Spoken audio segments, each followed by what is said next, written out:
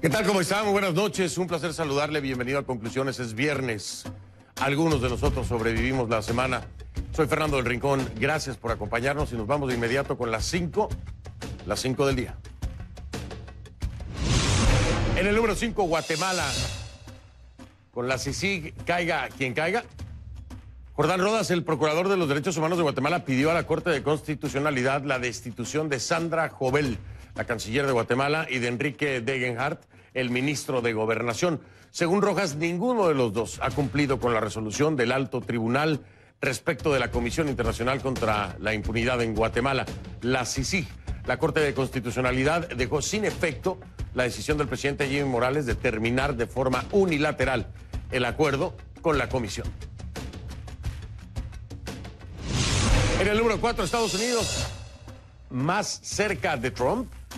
Roger Stone, el ex asesor y aliado de Donald Trump, fue arrestado este viernes en un operativo casi de película.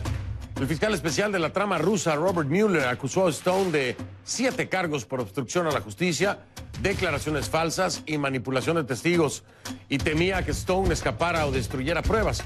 Según la acusación, Stone solicitó correos robados de Wikileaks para dañar a los demócratas durante la campaña presidencial de 2016. Y lo hizo en coordinación con otros miembros de la campaña de Trump. Roger Stone quedó en libertad bajo fianza por $250,000. El próximo martes tendrá una nueva audiencia, pero desde hoy adelantó que se declarará inocente porque asegura las acusaciones tienen motivaciones políticas. También señaló que no testificará contra Trump. En el número 3, Donald Trump, de nuevo, sucumbió a la presión. Todo está dado para la reapertura del gobierno en Estados Unidos. Solo falta la firma del presidente Donald Trump después de que este alcanzara un acuerdo con los demócratas que ya fue aprobado tanto por la Cámara de Representantes como por el Senado.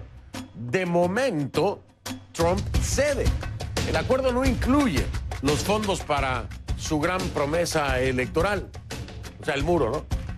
El presidente pedía $5,700 millones para ese muro fronterizo con México que no obtuvo por ahora. El acuerdo es una solución temporal, ya que solo mantendrá abierto el gobierno por 3 semanas. En el número 2, Brasil. Tragedia evitable. Una represa de relaves del gigante minero Vale se rompió este viernes, causando inundaciones catastróficas en el estado de Minas Gerais, en el sureste del país. De momento se han localizado los cadáveres de 7 personas, pero hay más de un centenar de desaparecidos. Según fuentes oficiales, la represa estaba clasificada de bajo riesgo, pero de alto potencial de daños. El presidente de Brasil, Jair Bolsonaro, sobrevolará la región afectada junto al ministro de Defensa para evaluar los daños. Un desastre con otra presa minera ocurrió hace 3 años en la ciudad de Mariana, estado de Minas Gerais. En el número 1, Venezuela. A 2 voces. Este viernes, Nicolás Maduro convocó a una rueda de prensa a las 10 de la mañana, a la misma hora de su programa o de su intervención. También Juan Guaidó apareció y se declaró, como usted sabe, presidente interino de Venezuela, es así reconocido por más de una docena de países. Esta fue la primera aparición pública de Guaidó desde que juró asumir las atribuciones del Poder Ejecutivo, en respuesta a una iniciativa conjunta de México y Uruguay de que se abra el diálogo entre el gobierno y oposición. Maduro dijo que aceptaba el plan de 2 de los gobiernos latinoamericanos que no manifestaron, por supuesto, su apoyo a Guaidó. Guaidó dijo estar dispuesto a hablar con Maduro si deja de ser un usurpador de la presidencia. Es decir, para hablar solamente de eso, dice Guaidó, de dejar la presidencia. Y para convocar a elecciones libres.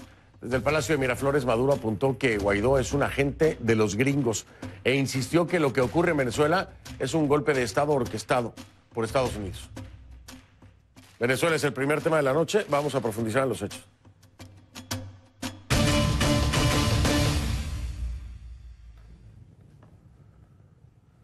Le pido que a partir de este momento me acompañe utilizando la etiqueta numeral Conclu Guaidó Maduro. El hashtag es Conclu Guaidó Maduro. Las 2 voces, ¿no? Conclu Guaidó Maduro. Recuerde que recibo sus comentarios a mi cuenta en Twitter, @soyfdelrincón, @soyfdelrincón, con la etiqueta Conclu Guaidó Maduro a partir de este momento. Le decía yo, sí, fue una intervención prácticamente al mismo tiempo, ¿no? En la que ya le mencioné hace un momento. En la de Juan Guaidó, pidió a los militares que trabajen con él, un día después de que el jefe de la Fuerza Armada expresara su apoyo a Maduro. Este sábado el Consejo de Seguridad de la ONU va a debatir la situación en Venezuela a petición de Estados Unidos para dirigir los esfuerzos estadounidenses para reemplazar a Nicolás Maduro. El jefe de la diplomacia estadounidense, Mike Pompeo, designó a Elliot Abrams, un experto en política exterior. Con más información desde Caracas, Jorge Luis Pérez Valeri. Ponga atención.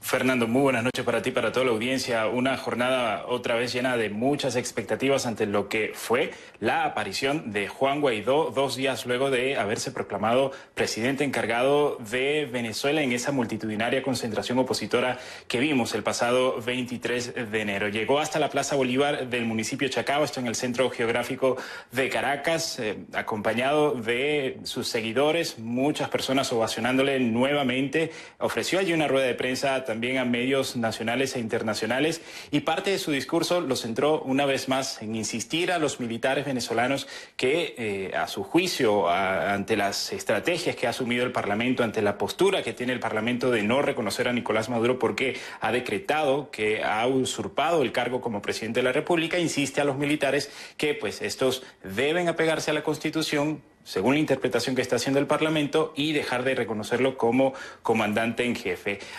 Casi de manera simultánea, en el otro lado de Caracas teníamos también a Nicolás Maduro, defendido todavía como presidente legítimo de Venezuela por la mayoría de los poderes que se inclinan a favorecerle en Venezuela, también por el poder militar, en una rueda de prensa también con medios internacionales en la que insistía en denunciar este golpe de Estado, pero sorprendió de cierto modo a la opinión pública su aseveración de que quería diálogo con el gobierno de Donald Trump, de que no había cortado relaciones con los Estados Unidos, de que iba a mantener la relación comercial, incluyendo la venta de petróleo. Fernando. Dime algo, Jorge Luis, para entender la dinámica en medios, ¿no? Allá en Venezuela. Era, como tú decías, casi al mismo tiempo Nicolás Maduro y por el otro lado Juan Guaidó. Me imagino, y evidentemente en la televisión, en BTV, estaba el discurso de Nicolás Maduro. ¿En algún canal de televisión se veía el discurso de Juan Guaidó o no? No, de hecho, el Sindicato Nacional de Trabajadores de la Prensa ha denunciado que durante esta semana, particularmente el 23 de enero, cuando se produjo esa proclamación presidencial aquí en Caracas, algunos canales regionales, específicamente en el estado Zulia, pues un canal en particular decidió transmitir parte de lo que estaba diciendo Guaidó, y pues el canal al día siguiente amaneció sin señal. Esa ha sido la denuncia del Sindicato de Trabajadores de la Prensa. No es posible a través de los medios nacionales en Venezuela poder ver en vivo las alocuciones de Juan Guaidó, pero es interesante cómo a través de las redes sociales las personas se han ido enterando de lo que ocurre. Es decir, el que haya una censura evidente de los discursos de Guaidó en los medios tradicionales venezolanos no significa que cuando vamos a la calle a hacer nuestro trabajo, consultemos a la persona, no importa el estrato, y sabe quién es Juan Guaidó, sabe qué está ocurriendo, porque lo ve por Twitter, porque le llegó un mensaje a través del WhatsApp o por X medio a través de su teléfono digital. Es impresionante cómo la dinámica comunicacional ha cambiado tanto en Venezuela y está llegando a tantos estratos. Ahora, la pregunta obligada después de esta explicación que me das es, ¿y qué tan eficiente es el servicio de Internet? Es digital todo lo que me estás hablando, entonces eso depende del Internet, y qué tan difícil o fácil se le puede hacer a alguien tener acceso a esta información en tiempo real y distribuirla. Es muy complejo. He leído reportes, tú me confirmarás o no, gente que dice que es demasiado lento y a veces incluso no hay servicio dependiendo del día, ¿no? Lo es. Debo decirte, pues, en el caso de las corresponsalías que están aquí en Caracas, por ejemplo, es un problema para quien necesita enviar materiales, para quien necesita transmitir información. De momentos puede que funcione, de momentos deja de funcionar. No es un servicio de Internet estable. Además, con esa inestabilidad se junta la baja calidad. El bando de ancha es muy bajo en Venezuela, a veces apenas supera los 1 o 2 megabytes de transmisión por segundo. Eso no es suficiente para enviar contenidos audiovisuales, por ejemplo. El canal por el que la gente está recibiendo información es directamente a través de sus chats de WhatsApp. A esa estrategia estaba apelando hoy justamente Juan Guaidó cuando decía y le pedía a las personas, por ejemplo, acceder a su cuenta de Twitter, descargar el anteproyecto de ley de esta ley de amnistía y garantías para oficiales de la Fuerza Armada e imprimirla para compartirla con amigos o funcionarios militares. Es decir, se está haciendo un trabajo básicamente... Lo han descrito así en otras ocasiones como una especie de guerrilla comunicacional a través de las redes sociales que les permite a las personas poder tener acceso a la información. Pero como lo dices, es complicado. Hay portales de noticias que están censurados. Este canal en sí no puede ser visto en Venezuela y pues pese a las complicaciones, Fernando, las personas buscan la manera de mantenerse informadas. Sí, el mensaje llega. Me llama mucho la atención porque aunque... en Estados Unidos haya un buen servicio de internet, también yo hoy, por ejemplo, para poder ver la locución de Juan Guaidó, tuve que conectarme a una plataforma digital donde pude ver la locución de Guaidó y también la de Maduro, también la hice a través de digital, así que funciona de allá para acá y de aquí para allá. Y así nos ven también a nosotros a través de plataformas digitales allá en Venezuela, burlando la censura del régimen de Maduro. Jorge Luis Pérez Valeri, buen fin de semana, muchas gracias. Igualmente para ti, Fernando. Muy amable. Bueno, a pesar de las amenazas del gobierno ruso, quiero comentarle de la ratificación del alto mando militar venezolano de respaldar a Nicolás Maduro, Estados Unidos no da ni medio pasito atrás. El gobierno de Donald Trump está tomando medidas claves para apoyar a la oposición venezolana a alcanzar una fase de transición política. ¿Qué es lo que está haciendo Estados Unidos y hasta dónde es que va a llegar? Pues vamos con Key Herrero, si le parece, en Atlanta. Allá en el Centro Mundial de Noticias nos tiene información sobre esto. Key, ¿cómo estás? Buenas noches. Hola Fernando, buenas noches. Fíjate que Washington ha dejado en claro este viernes que el reconocimiento de Juan Guaidó como presidente encargado de Venezuela conlleva medidas de carácter diplomático, económico y estratégico que buscan aplicar de forma inmediata para respaldar, dicen, una transición de gobierno en Venezuela. Para empezar, Mike Pompeo, que es el secretario de Estado de Estados Unidos, anunció esta tarde en conferencia de prensa la designación de Elliot Abrams como representante de Estados Unidos para manejar exclusivamente la política hacia Venezuela. Abrams es una figura polémica, cuenta con décadas de experiencia en América Latina, pero también ha sido señalado de apoyar las acciones de Ronald Reagan para financiar a los rebeldes nicaragüenses en medio de ese escándalo que se conoce como Irán-Contra. Pompeo, sin embargo, asegura que Abrams será un gran aliado para hacer frente al régimen de Nicolás Maduro. Escuchemos. These are just the first step on Venezuela's road to liberty. Elliot will be a true asset to our mission to help the Venezuelan people fully restore democracy and prosperity to their country. On this issue and all others, he is eager to advance President Trump's agenda and promote the ideals and interests of the American people. La segunda acción anunciada por Estados Unidos este viernes tiene que ver con las transacciones comerciales. Y es que en un comunicado el Departamento del Tesoro dijo que utilizará sus herramientas económicas y diplomáticas para garantizar que las transacciones comerciales del gobierno venezolano, incluidas aquellas empresas estatales y reservas internacionales, sean consistentes con el reconocimiento a Juan Guaidó. ¿Qué significa esto? Significa que van a tratar de desviar, redireccionar los pagos, los intereses o cualquier tipo de ingreso del gobierno venezolano en Estados Unidos, bien sea por empresas privadas o por reservas, para que sean destinados a la oposición venezolana.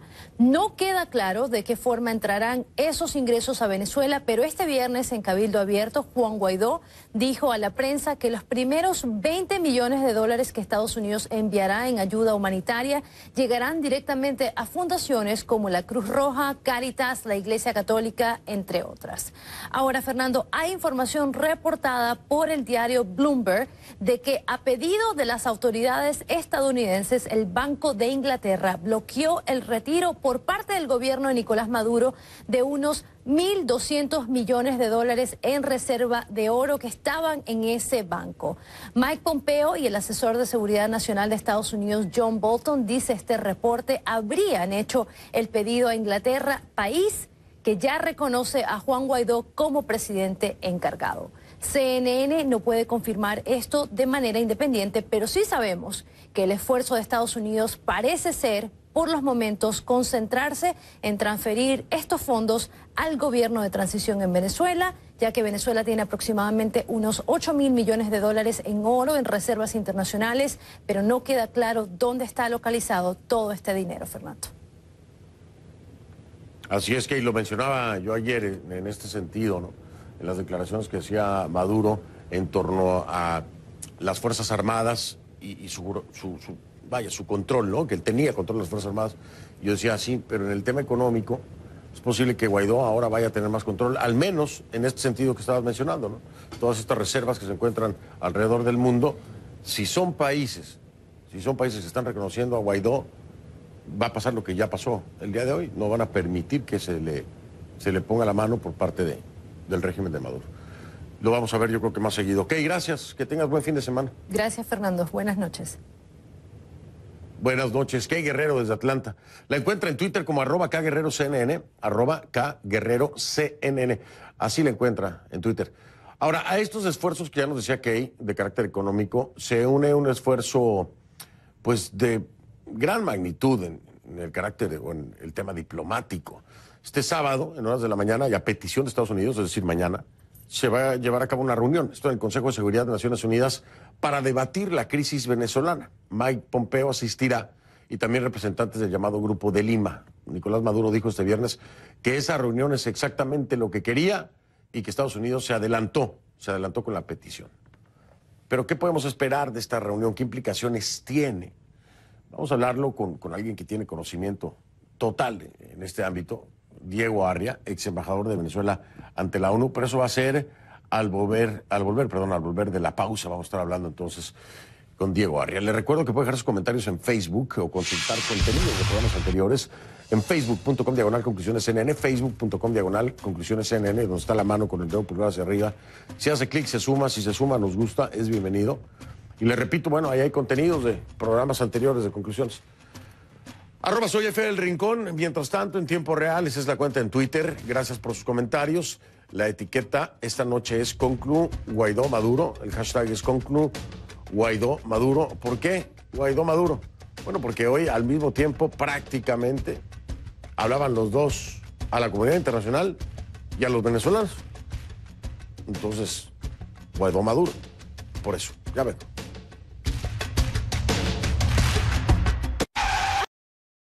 Nuestra calidad de sandalias, instrumentos.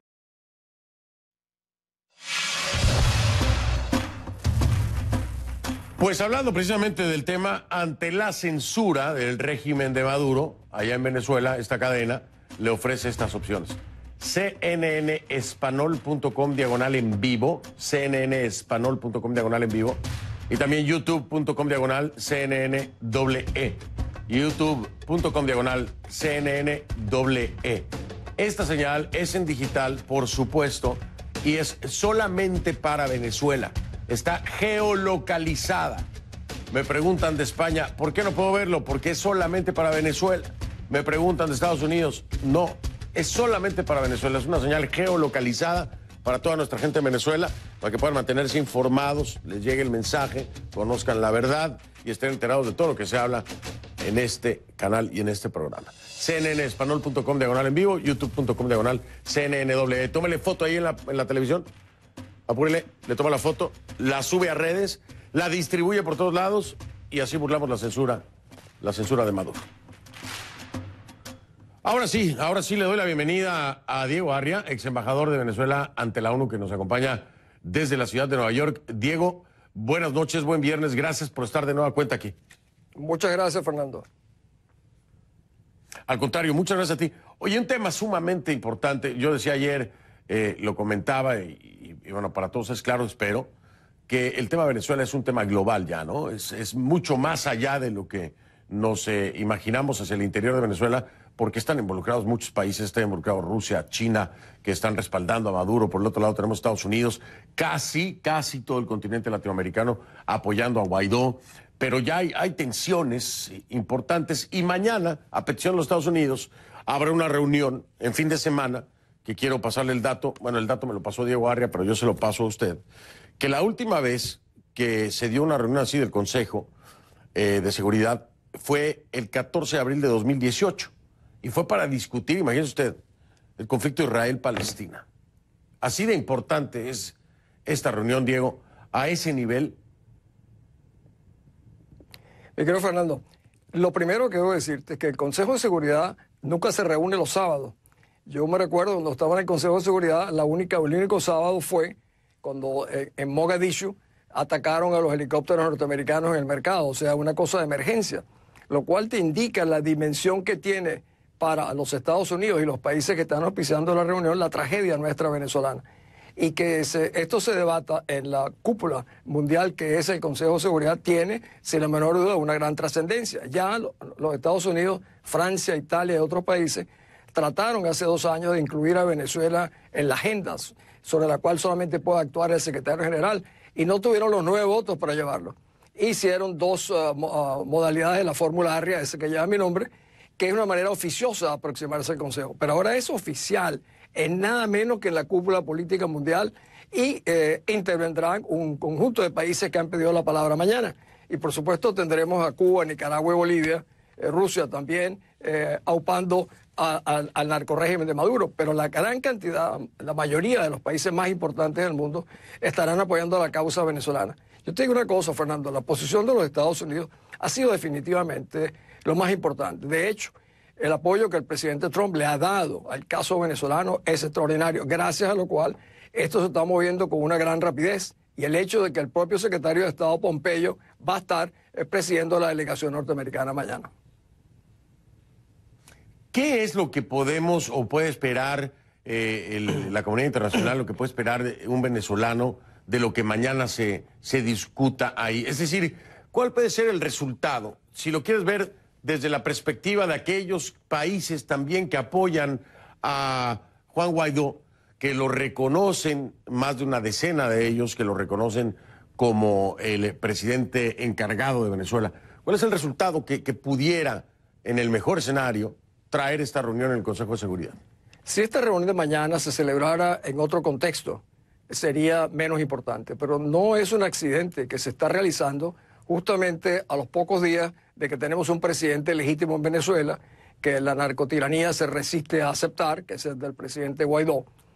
Y no es que él sea autoproclamado, por cierto, está proclamado en el fondo por la propia Constitución venezolana que automáticamente le dio ese rango. Ahora, en los momentos actuales, esto coincide absolutamente con la tendencia de la comunidad internacional a entender perfectamente, como tú decías al principio, que esta situación no solo nos afecta a nosotros, ha desbordado a nuestro territorio y afecta a todo el continente y se ha convertido en una causa para la seguridad internacional. Las consecuencias son, la primera, que el mundo entero tendrá la vista puesta mañana sobre el Consejo de Seguridad porque el hecho de que lo lleve los Estados Unidos tiene una gran trascendencia. Esto hará que otros países conozcan con mayor profundidad la tragedia nuestra y al mismo tiempo una gran cantidad de países podrán pronunciar de apoyo al presidente legítimo, que justamente es lo que está pidiendo el secretario de Estado. Reconozcamos al gobierno legítimo del presidente Juan Guaidó. Eso para mí es lo más extraordinario. Y aquí es lo que te iba a decir. ¿Tú crees que esto pueda traer un cambio en aquellos que aún no toman una postura fija en ese sentido? Por ejemplo, hay países que están apoyando el que bueno, le han dado incluso ultimátum, ¿no? Le han marcado el tiempo a Maduro para que se lleven a cabo elecciones. Si no, es un condicionamiento, reconocerán entonces a Juan Guaidó como el presidente encargado de Venezuela. ¿Tú crees que esta reunión vaya a tener un real efecto sobre el cambio de postura en alguno de los países? Cuando ya prácticamente, Diego, te lo digo, prácticamente ya todos han fijado postura, ¿no? Hay personas que todavía no saben, pero se los digo para que lo entiendan. No voy a decir el nombre nada más porque no quiero quemarlo. En Twitter, cuál es la postura de Rusia y China. Rusia y China están apoyando el régimen de Maduro. Nada más para que quede claro. ¿Tú crees que se pueda dar con esta reunión? Pues mira, por ejemplo, curiosamente España, por ejemplo, que ha estado muy ambivalente, su canciller dijo, le daremos 8 días a Maduro para que convoque elecciones. Evidentemente eso no va a ser así. Y si no, reconoceremos a Juan Guaidó como presidente legítimo. O sea, hay un avance ya de la Unión Europea. Es la comunidad internacional, representada en la cúpula política del mundo, que es el Consejo de Seguridad, no puede pasar desapercibido, Fernando. Esto lo han tratado de evitar durante muchos años un conjunto de países. Y mañana tenemos la oportunidad de que esto se presente de una manera mucho más terminante.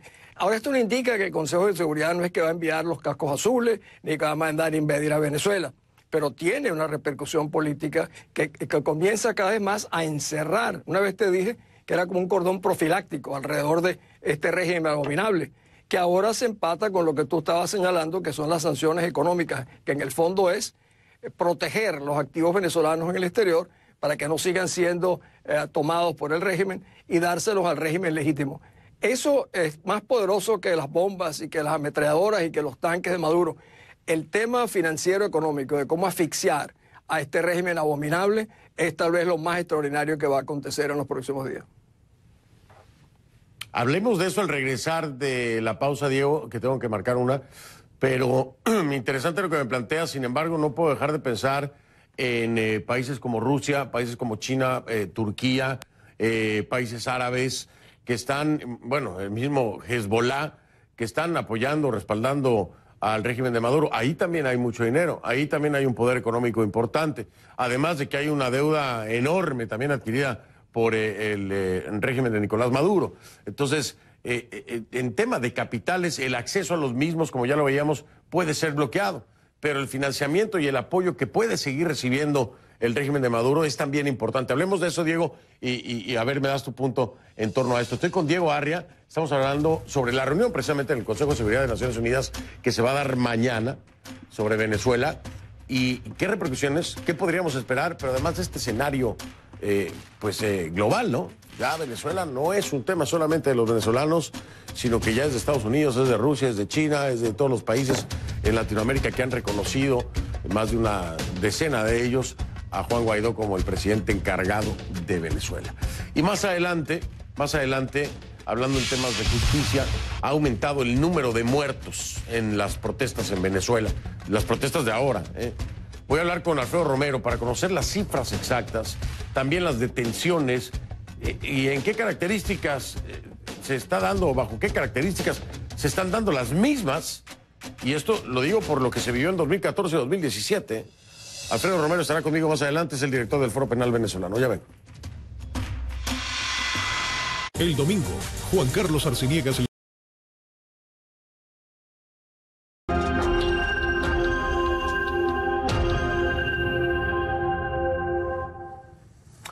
Estoy de vuelta con Diego Arria, que me acompaña en vivo desde Nueva York. Bueno, Diego, estábamos hablando acerca de este tema económico, muy importante. Y te decía yo, bueno, ahí en términos económicos pueden encontrar también un respaldo importante, ¿no? Solamente con pensar en Rusia, pensar en China, pensar en el mismo Hezbollah. Hezbollah maneja una cantidad enorme de dinero de origen, pues bastante complicado, ¿no? No entremos en detalle, pero de actos criminales, etcétera. Pero la pregunta es, ¿no puede haber ahí un apoyo importante que no asfixie y no ahorque precisamente el régimen?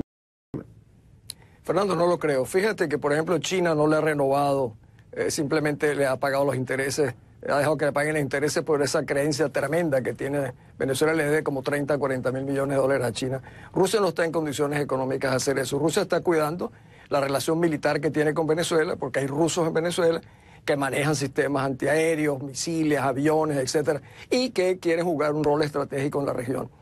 Turquía es un nuevo socio de Venezuela. Yo creo que le va a ser muy complicado a Turquía enfrentarse a toda la comunidad internacional. Por cierto, Fernando, dejé una cosa ahí en el espacio antes.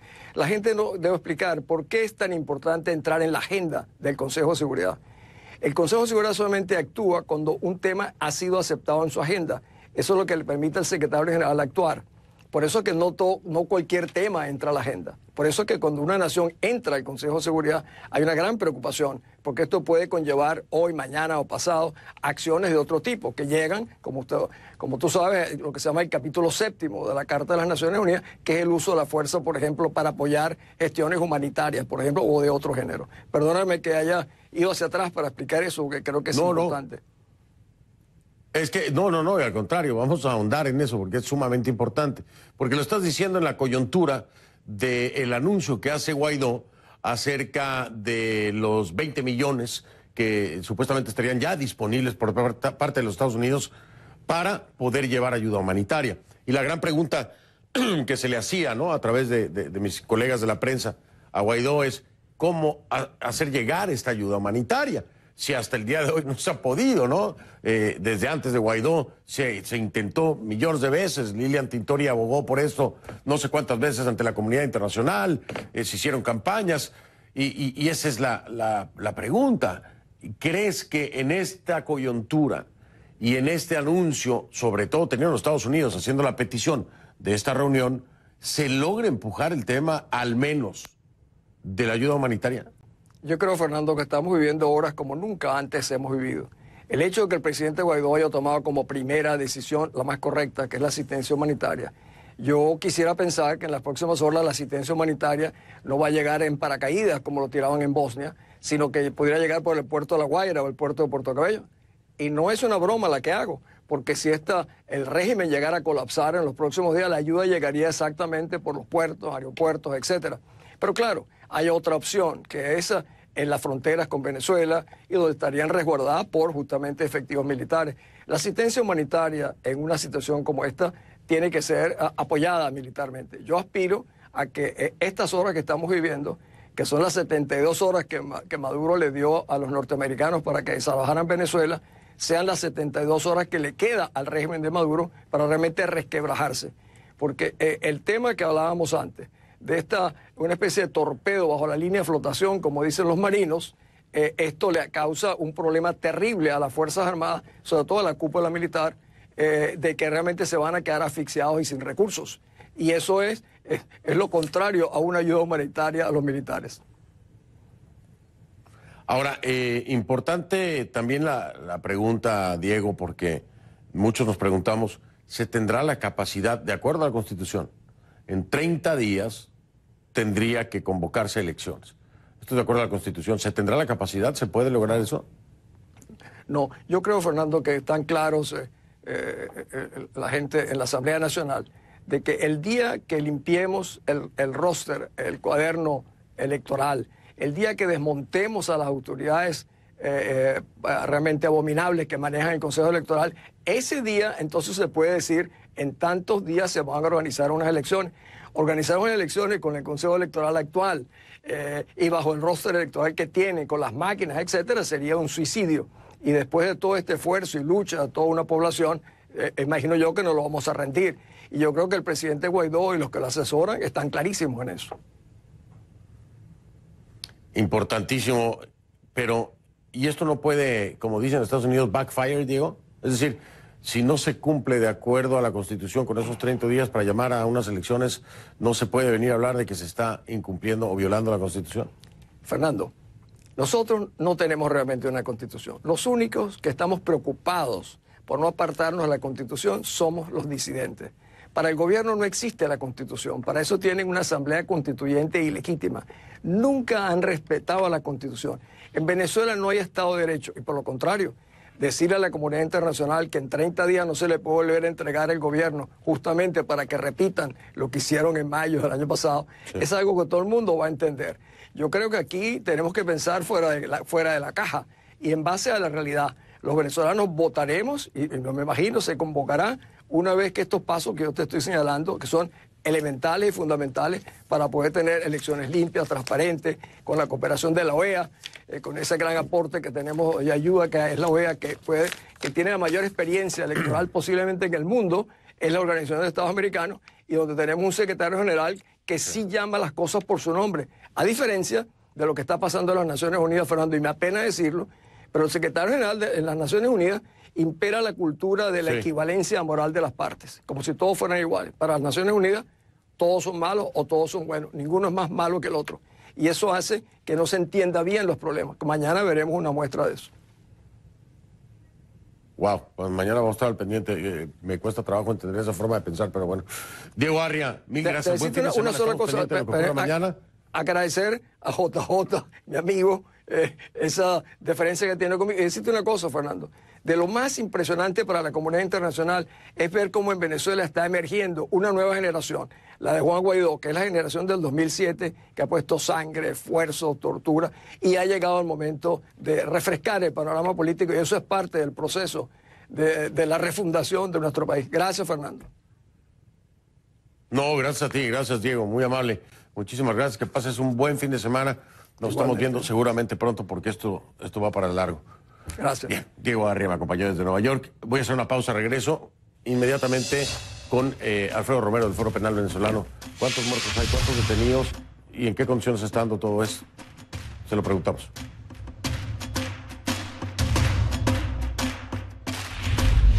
El Papa Francisco visita Panamá. Queridos jóvenes. Le doy la bienvenida a Alfredo Romero, es director del Foro Penal Venezolano. Me da mucho gusto que nos acompañe. Alfredo, gracias por estar aquí con nosotros un viernes por la noche. Muchas gracias a ti, Fernando, y saludos a todos. A la orden. Muy amable. Alfredo, como siempre, contigo es que verificamos y nos enteramos concretamente de las cifras de muertos y de heridos. Si pudieras darnos el conteo que ustedes tienen en estos dos ámbitos, te lo iba a agradecer mucho porque pues normalmente hay una gran confusión en este tema de las cifras y el Foro Penal Venezolano es el que da seguimiento a esto. Alfredo, ¿cómo están las cosas ahora? Bueno, en lo que respecta a fallecidos, en el contexto de las protestas, hemos verificado 22 personas que han sido pues asesinadas, todas por heridas de bala. Hay otras organizaciones como el Observatorio de Conflictos Sociales y Provea que hablan de 26. Estamos pues conversando con ellos para hacer una conciliación de esos números. En lo que respecta a heridos, hay muchos heridos. Eso es un número bastante difícil de digamos, especificar. Estamos en eso. Ahora es importante notar la cantidad importante de detenciones que han ocurrido producto de protestas desde el 21 de enero hasta la fecha, y ya a esta hora estamos hablando de 470 personas que han sido detenidas producto de protestas, en su mayoría el 23 de enero, y todas, debo decirlo, en un 98% es en zonas populares, es decir, en zonas pobres de Venezuela, porque allí es donde se han producido las protestas. Es decir, podemos decir que caracteriza esta ocasión de protesta en que las detenciones y las protestas ocurren en zonas pobres y en las noches. Y además, cuerpos como el FAES o la Guardia Nacional, tenemos cantidad de denuncias que, digamos, incursionan en las casas y se llevan a las personas de sus propiedades. El Foro Penal ya al día de hoy ha asistido a una cantidad de personas en todo el país. Por ejemplo, en este momento ha culminado una audiencia recientemente en Yaracuy, donde quedaron, por cierto, privadas de libertad 11 menores de edad, incluyendo una niña, 11 menores de edad entre 12 y 16 años, que quedaron privados de libertad por un tribunal por protestar en Yaracuy, y así está ocurriendo también en otros sectores del país, donde hay menores de edad, personas de diferente tipo, que simplemente en muchas ocasiones por protestar o incluso por haber participado en algunas protestas, las van y las buscan en sus casas y las detienen, ¿no? Eso es lo que quiero decirte, que este número estamos entre el número más alto de detenidos en la historia de la represión en Venezuela. Es decir, estaríamos en el segundo lugar luego del 19 de abril del 2017. Ahora, lo que me estás diciendo de las detenciones dentro de los domicilios, que yo he visto muchos reportes, me han denunciado muchas personas, me ha llegado por correo electrónico información y solicitudes de apoyo. Quiero entender algo, Alfredo. ¿Estas podrían ser catalogadas como detenciones arbitrarias por parte de las autoridades? ¿Así las catalogan ustedes? Todas son categorizadas como detenciones arbitrarias. Incluso estamos llevando esta denuncia ante el Grupo de Detenciones Arbitrarias de la ONU, en la lista completa de detenidos, que por eso que decimos que las verificamos. Cuando te hablo de 470 No te estoy hablando de todas las detenciones, te estoy hablando de todas las identificadas con nombre y apellido, porque hay muchas más. Entonces, y todas son detenciones arbitrarias. Ahora, estos casos donde se incursionan en las propiedades, no solo es detención arbitraria, es violación a la propiedad, al derecho de propiedad. También hay casos donde personas simplemente están en las puertas de sus casas y irrumpen los funcionarios y se los llevan sin haber participado en modo alguno en protestas, ¿no? Quiero decirte con esto que hay debo decir, como una especie de intimidación particularmente en estas zonas populares, que quiero decirte que, por ejemplo, en el año 2017 muchas de las protestas se producían en sectores de clase media o en sectores de clase, no necesariamente los detenidos eran de clase media, pero las protestas se producían allí.